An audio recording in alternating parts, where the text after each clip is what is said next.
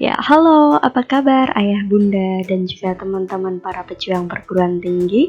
Semoga senantiasa sehat selalu ya. Nah, kali ini di sini Mrs. K akan memberikan penjelasan ya atas pertanyaan dari ayah bunda di acara POMG beberapa minggu yang lalu begitu ya. Mohon maaf sekali baru sempat membuatkan video untuk menjawab pertanyaan-pertanyaan dari ayah bunda. Nah, sebelumnya bagi ayah bunda dan juga teman-teman para pejuang perguruan tinggi yang belum klik tombol subscribe, silakan untuk klik terlebih dahulu dan juga aktifkan loncengnya karena next time Mrs. K bakalan kasih informasi seputar universitas dan juga beasiswa dan hal-hal penting lainnya tentang studi lanjut kalian. Oke? Nah, di sini langsung saja karena pertanyaannya sangat luar biasa sekali dari ayah bunda dan banyak sekali pertanyaan. Semoga apa yang saya jelaskan di sini bisa menambah penjelasan saya nantinya bisa dipahami begitu ya ayah bunda tentunya. Tapi mungkin nanti misalnya belum paham, silakan bisa langsung menanyakan di kolom chat komentar di YouTube ini. Oke, langsung saja. Nah, untuk pertanyaan pertama di sini, Assalamualaikum. Mohon dijelaskan universitas mana saja yang bisa lintas jurusan saat SNMPTN. Oke, untuk lintas jurusan, ayah bunda dan juga teman-teman semuanya, karena kita dari anak IPA, mayoritas memang semuanya IPA di SMA. Nah, ini sangat bisa untuk mendaftar di lintas jurusan dimanapun gitu. Karena memang anak IPA jauh lebih fleksibel dalam pemilihan program studi. Lain halnya ketika anak IPS yang ingin lintas jurusan di SNMPTN, mereka hanya bisa mengambil program studi tertentu seperti di bidang pertanian contohnya. Nah, ini ya ayah bunda, jadi untuk lintas jurusan karena statusnya adalah siswa SMA dari program IPA, jadi masih bisa memilih program studi lintas jurusan apapun yang diinginkan oleh Ananda begitu. Oke, kemudian nah ini pertanyaan selanjutnya. Assalamualaikum warahmatullahi wabarakatuh. Saya ingin bertanya terkait ketentuan pemilihan perguruan tinggi yang salah satunya harus beda di provinsi yang sama dengan domisili. Itu apakah sudah fix gitu ya? Ya, oke ayah bunda di sini dan juga teman-teman semuanya. Untuk ketentuan pemilihan program studi memang sudah fix. Itu informasi yang diberikan dari pihak LTMPT sendiri bahwa ketika kita memilih dua program studi, salah satu program studi itu harus berada di provinsi yang ini ya sekolah kita, bukan tempat domisili kita begitu. Nanti akan saya jelaskan contoh-contoh pemilihan jurusan yang tepat saat SNMPTN itu harus seperti apa. Nanti saya berikan contoh yang salah dan contoh yang benarnya. Begitu ya ayah bunda. Jadi ini memang fix, bisa kita cek langsung juga di website LTMPT. Di situ sudah ada ketentuan bagaimana pemilihan program studi. Oke, langsung next. Nah, saat ini untuk universitas swasta sudah mulai membuka pendaftaran melalui jalur rapot. Apakah anak-anak sudah ada yang mulai mendaftar, Miss? Ya, di sini untuk pendaftaran jalur rapot ataupun nanti jalur-jalur yang lainnya itu akan saya ini ya ayah bunda selalu informasikan ke Ananda melalui grup WA begitu, dan nantinya akan selalu saya pantau, saya selalu ini ya, artinya saya selalu follow up juga ke anak-anak apakah akan memang mendaftar atau tidak untuk memastikan. Tapi memang sejauh ini untuk jalur rapot yang sudah dibuka dari Telkom University, kemarin anak-anak sudah mulai mendaftar beberapa sudah persiapkan rapotnya dan sudah pemilihan program studi sesuai minat mereka, Ayah Bunda. Pertanyaan berikutnya, untuk jalur undangan dari ABBS bisa ke PTN atau PTS mana saja, Miss? Nah, di sini akan saya jelaskan ada beberapa jalur undangan atau mungkin di sini lebih tepatnya juga jalur rapot begitu ya, Ayah Bunda, yang bisa didaftar Ananda melalui entah nanti di PTN maupun di PTS. Nah, di sini ada untuk PTN terlebih dahulu, seperti yang saya sampaikan di POMG sebelumnya bahwa ada banyak sekali jalur rapot selain SNMPTN. Nah, jalur selain SNMPTN ini yang bisa didaftar dan memang kita artinya beberapa sekolah maupun semua sekolah bisa mendaftar, itu ada di jalur SPAN PTKIN. SPAN PTKIN ini tadi fokusnya lebih ke universitas berbasis Islam seperti UIN ya, di setiap kota sudah ada UIN. Nah, itu kita bisa mendaftar melalui jalur rapot, nanti melalui pihak sekolah, sama seperti SNMPTN ini yang mendaftarkan juga melalui pihak sekolah. Kemudian ada jalur SNMPN di mana dia fokus lebih ke politeknik, dan ini sama halnya dengan SNMPTN dan SPAN PTKIN, nanti yang mendaftarkan dari pihak sekolah. Kemudian untuk PMDK UNS, nah ini adalah jalur kerjasama semacam undangan, artinya memang hanya sekolah-sekolah tertentu saja yang bisa mendaftarkan siswanya di jalur PMDK UNS. Ini nanti programnya khusus vokasi atau D3. Nah, ini siswa juga bisa mendaftarkan nanti melalui pihak sekolah. Kemudian ada jalur undangan dari UI. Nah, di UI ini ada PPKB-nya itu sebenarnya ada 2, di mana program vokasi dan juga program sarjana. Nah, ini nanti dari sekolah. Kemudian untuk program kelas internasionalnya itu ada talent scouting dari UI. Nah, hanya saja kursi itu nanti sudah dibatasi dari pihak Universitas Indonesia. Sementara syaratnya semester 1 sampai semester 5 harus masuk kategori ranking paralel 50% terbaik setiap semester. Jadi semester 1, 2, 3, 4, 5 harus selalu konsisten berada di 50% terbaik seangkatan begitu. Nah, sedangkan tadi yang PMDK, saya ulangi lagi, untuk PMDK UNS ini untuk semua siswa yang memang berminat, syaratnya hanya yang penting memiliki nilai rapot itu sudah bisa mendaftarkan diri. Tidak harus memiliki sertifikat kejuaraan, karena ada PMDK UNS ini dibagi menjadi 3 hal. PMDK yang jalurnya prestasi rapot, PMDK jalur prestasi olahraga, kemudian prestasi Olimpiade Sains Nasional.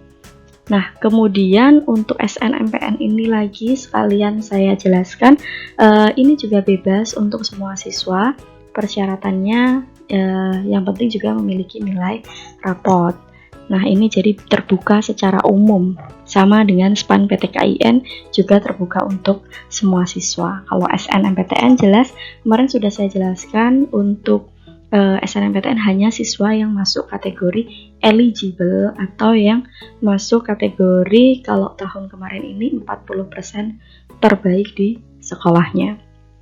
Nah, kemudian untuk USMI IPB ini jalur undangan, program yang bisa didaftar hanya program studi vokasi saja. Jadi diploma untuk jenjang yang sarjana tidak bisa didaftar melalui USMI IPB. Untuk syaratnya di sini untuk USMI khususnya dia memiliki nilai rapot, tapi juga bisa nanti dibantu dengan ranking. Biasanya rankingnya di sini yang diminta ada ranking dari kelas, kadang juga nanti ada ranking secara paralelnya gitu. Nah, kemudian untuk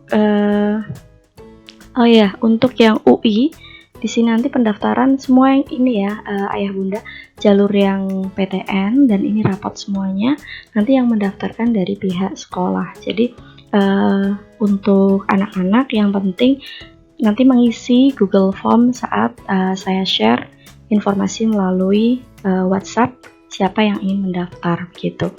Nah, kemudian untuk yang swasta sebenarnya semacam bukan jalur undangan ya, tapi jalur yang memang universitas tersebut meminta bantuan ke pihak sekolah untuk istilahnya memfasilitasi anak-anak ketika ingin mendaftar melalui jalur rapot, karena ada semacam kode akses untuk mendaftar jalur rapotnya hanya bisa dilakukan melalui sekolah. Nah, ini ada Unisula dan juga UMS, tapi secara khususnya nanti anak-anak akan mendaftar secara mandiri, hanya saja untuk mendapatkan istilahnya ketika validasi data itu nanti bisa melalui pihak sekolah begitu ya Bunda. Nah, pertanyaan berikutnya, maaf mau tanya Miss Siska, apabila masuk eligible ambil pilihan satu univ dan satu jurusan, apakah mempengaruhi peluang diterimanya lebih besar daripada ambil 2 univ dan 2 jurusan? Nah, terima kasih. Ini saya jawab terlebih dahulu poin yang pertama. Sebenarnya kalau dikatakan peluangnya lebih besar, tidak juga ya sebenarnya ya Ayah Bunda, karena dalam istilah pemilihan program studi itu nanti kita akan saya nanti akan membantu anak-anak untuk memilih universitas dan juga program studi itu yang memang sudah sangat sesuai sekali dengan nilai yang dimiliki dari semester 1 sampai semester 5. Apabila misalnya memang ingin memilih 2 universitas pun tetap tidak masalah kalau misalnya pemilihan tersebut sudah tepat begitu. Yang bermasalah ketika memilih 2 jurusan dengan 2 universitas tapi pemilihannya tidak tepat Ayah Bunda, jadi akan bermasalahnya di situ.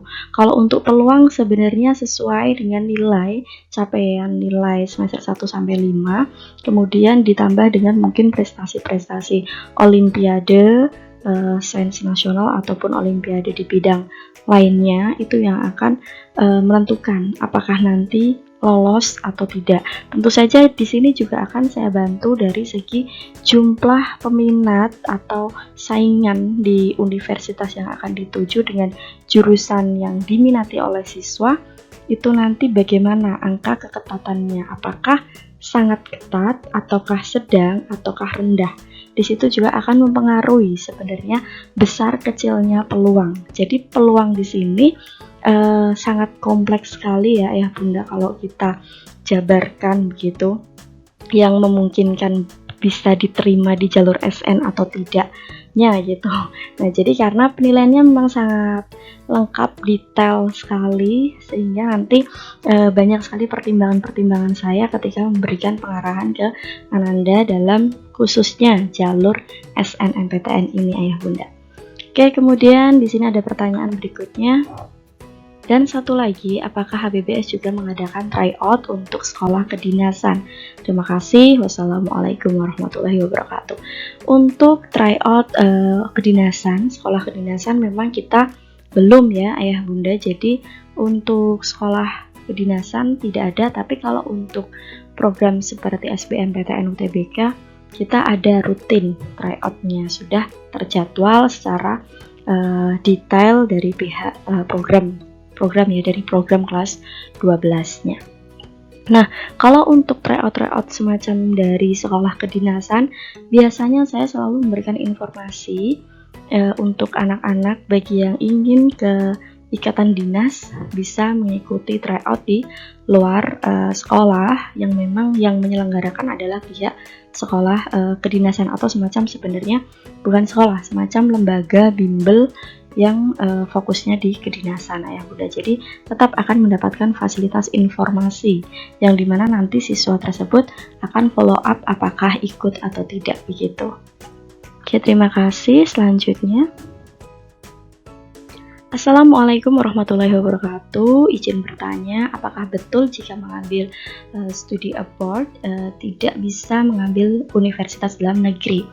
Tidak ya Ayah Bunda, jadi tetap siswa akan difasilitasi tetap bisa mendaftar. Artinya ketika siswa tersebut memang ada keinginan untuk kuliah di luar negeri, tapi tetap masih bisa mendaftar kuliah di dalam negeri. Jadi untuk nanti keputusannya apakah yang misalnya keduanya keterima di Indonesia maupun di luar negeri, silakan opsional nanti keputusan di di siswa begitu.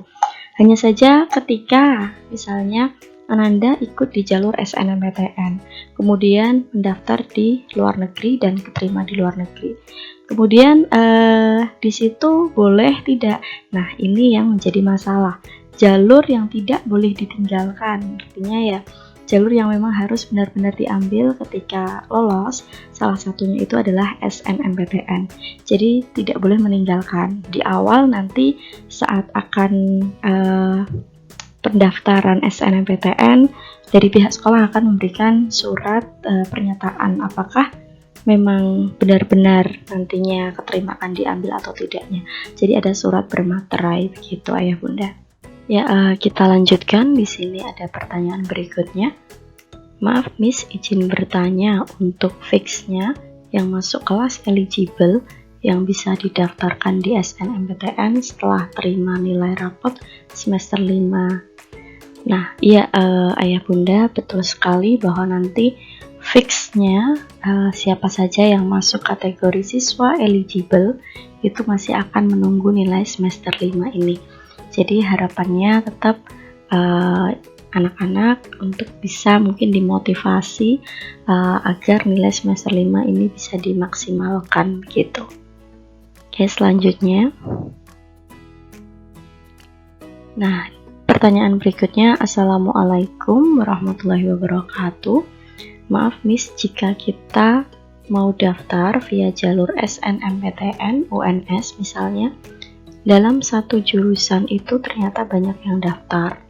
Apakah diinfokan ke orang tua atau ke anak sehingga kita bisa mengetahui posisi masing-masing, sehingga kita bisa pindah ke PTN yang lain, kan dibatasi soalnya. Ya, terima kasih Ayah Bunda pertanyaannya. Terkait dengan pemilihan program studi dan juga universitas, dari saya saat konsultasi dengan siswa yang sudah dinyatakan sebagai siswa eligible di SNMPTN itu memang sudah saya berikan arahan untuk ke univ mana, kemudian jurusannya apa. Di situ sudah ada pembagiannya.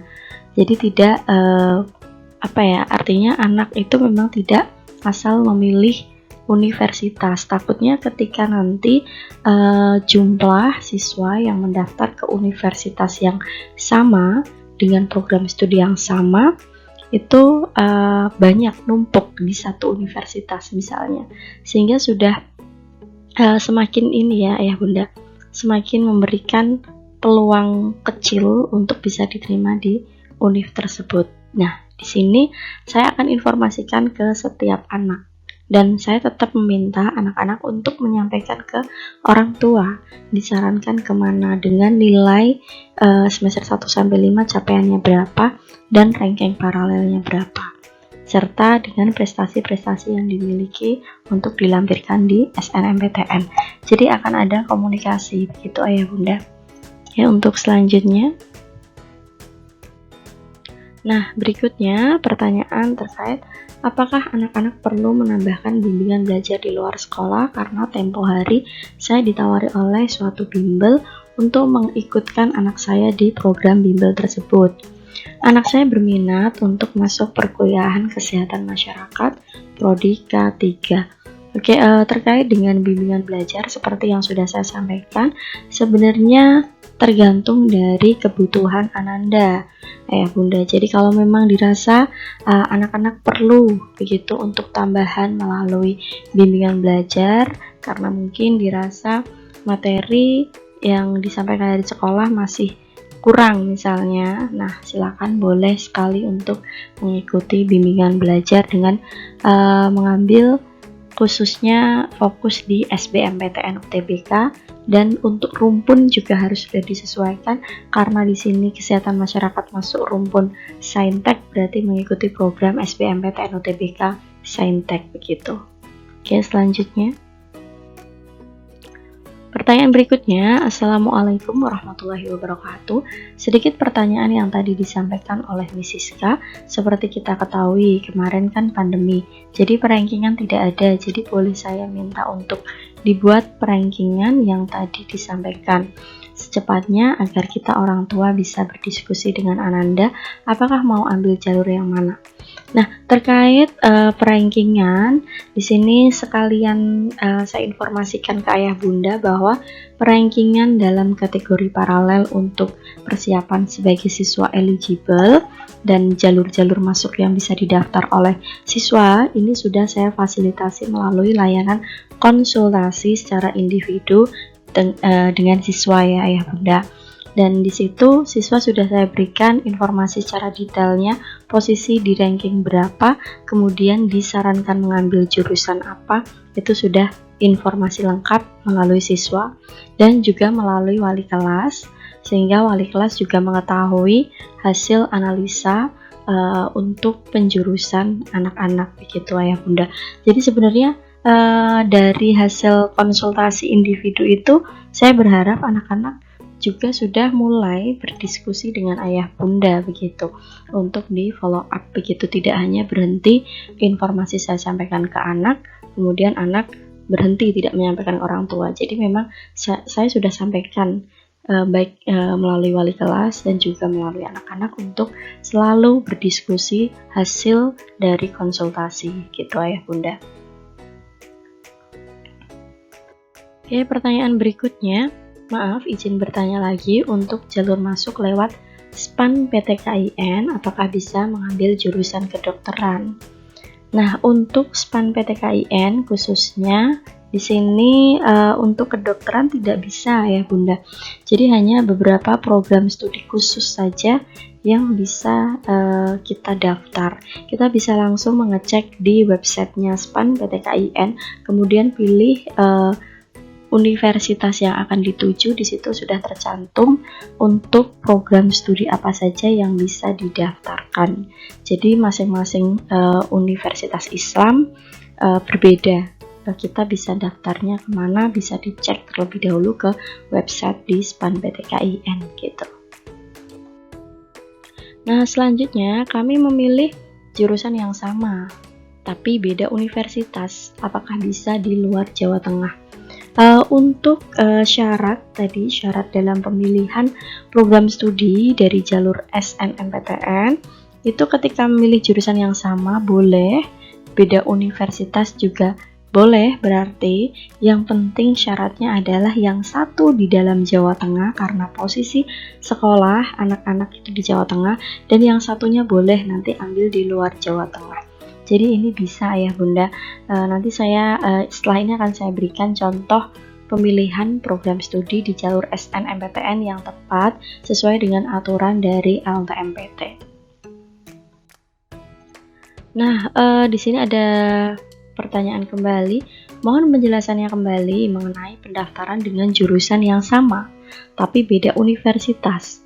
Nah, beda provinsi seperti UGM dan Undip. Boleh mendaftar dua jalur juga atau bagaimana? Contohnya mendaftar FK dan farmasi di Undip dan UGM. Terima kasih.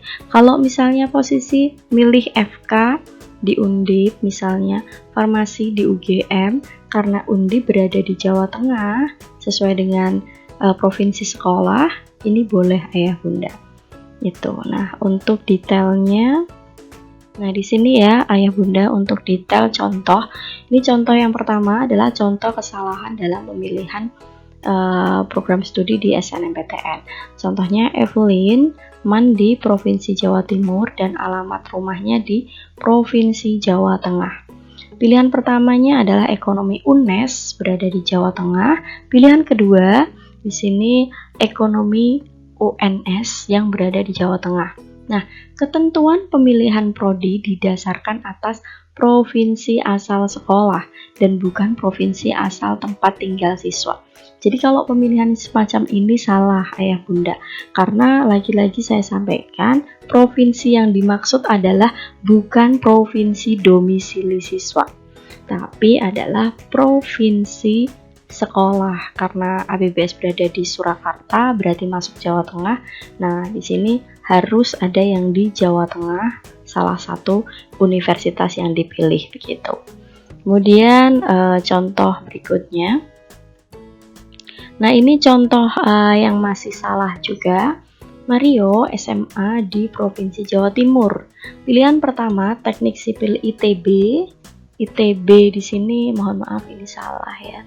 ITB ini bukan di DIY. Mohon maaf ayah bunda. Ini masuknya sudah di area ini ya, Institut Teknologi Bandung gitu. Kemudian pilihan keduanya Teknik Sipil UI. Nah, UI ini di DKI Jakarta. Nah, kalau ini adalah sekolahnya di Jawa Timur, asal sekolah kan Jawa Timur, tetapi tidak ada PTN sama sekali yang berada di Jawa Timur. Jadi harusnya ini salah satunya itu memilih universitas, misalnya di Jawa Timur itu ada mungkin Universitas Brawijaya, di Unair begitu.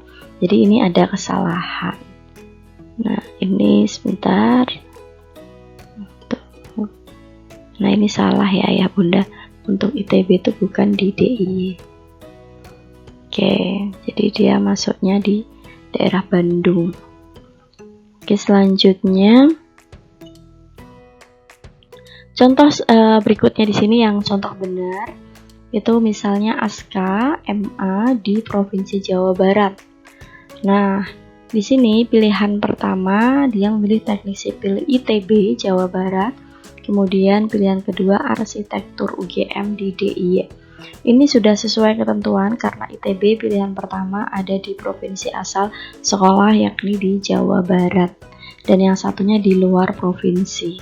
Ini yang tepat. Kalau misalnya kita ada di Jawa Tengah, berarti pilihlah pilihan satu misalnya UNS, pilihan keduanya mengambil di UGM DIY, itu juga sudah diperbolehkan.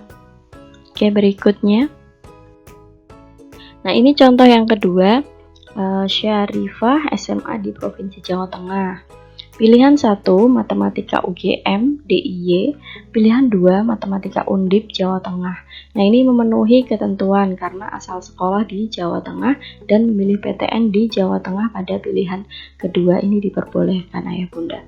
Jadi begitu ayah bunda untuk penjelasan terkait dengan pemilihan program studi yang artinya yang satu harus di dalam provinsi, yang satu harus di luar provinsi, itu contohnya seperti ini tadi.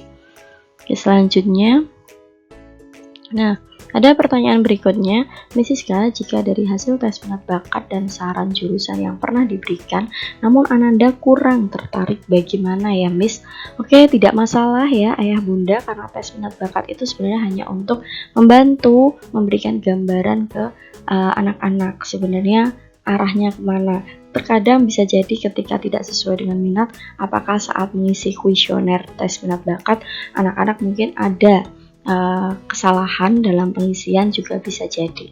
Jadi tidak masalah. Jadi yang penting dalam pemilihan jurusan itu anak-anak benar-benar komitmen bisa menyelesaikan studinya sampai selesai sesuai dengan apa yang dia pilih dan sudah sesuai dengan passionnya harapannya. Dan tentunya di sini harapannya juga memang benar-benar itu adalah keinginan si anak, begitu ya ayah bunda, bukan karena misalnya merasa terpaksa mengambil jurusan FK, misalnya mengambil jurusan teknik karena keterpaksaan. Jadi jangan sampai anak-anak mengambil jurusan karena unsur keterpaksaan begitu.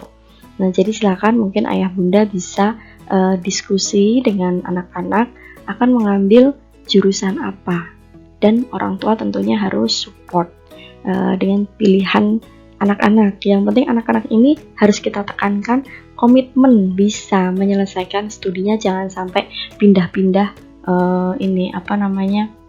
jurusan gitu. Oke, selanjutnya untuk pemilihan program studi lintas minat, apakah ada pengurangan nilai rapot?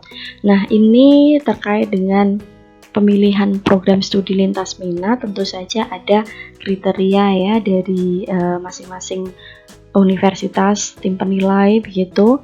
Karena lintas minat, tentu saja nilai nanti akan ada pengurangan Ayah Bunda.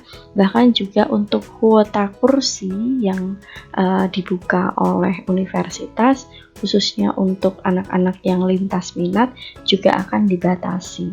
Karena agar di sini ada keadilan begitu, misalnya dari anak IPS nanti anak IPA mengambil jurusan IPS misal. Nah, di sini kan agar anak-anak yang lulusan dari IPS juga merasakan bahwa ada keadilan di sana. Meskipun boleh lintas minat, tapi ada kriteria penilaian tertentu untuk mereka yang dari lintas minat begitu. Jadi tetap ada ya Ayah Bunda. Oke, selanjutnya. Nah, bagaimana jika anak mengikuti seleksi pada UNIF atau Poltek tetapi tidak diambil? Apakah ada sanksinya terhadap sekolah? Nah, di sini untuk universitas yang jalur khususnya SNMPTN, kemudian jalur undangan yang dari UI, di situ memang sudah menyampaikan secara detail sekali bahwa wajib diambil. Gitu. Jadi kalau misalnya tidak diambil akan ada konsekuensi untuk pihak sekolah. Jadi silakan nanti untuk ayah bunda, untuk jalur-jalur tertentu seperti rapot dan undangan yang lainnya diharapkan memang benar-benar difikirkan terlebih dahulu apakah akan mendaftar melalui jalur tersebut ataukah tidak. Jadi karena ada konsekuensinya nantinya. Nah, jadi silakan bisa didiskusikan dengan anak-anak ini mau mendaftar melalui jalur undangan yang mana yang bisa didaftarkan. Tapi memang sebaiknya ketika memenuhi kriteria untuk mendaftar di jalur-jalur yang sudah saya sampaikan, gunakan kesempatan sebaik-baiknya begitu Ayah Bunda. Oke, Ayah Bunda, pertanyaannya semuanya sudah terjawab, sudah saya jawab satu persatu ya Ayah Bunda.